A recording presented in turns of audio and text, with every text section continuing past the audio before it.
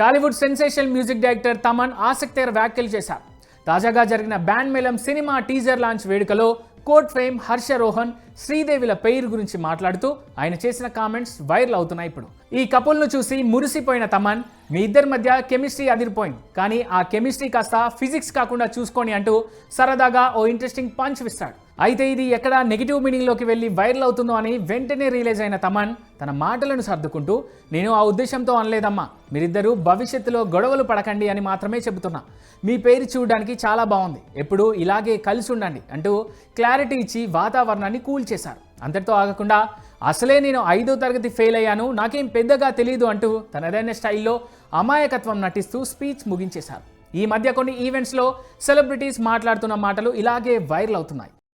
వీళ్ళిద్దరు పేర్లు వీళ్ళకి జరగాల్సిందంతా మంచి స్క్రిప్ట్స్, మంచి సాంగ్స్, మంచి హుక్ స్టెప్.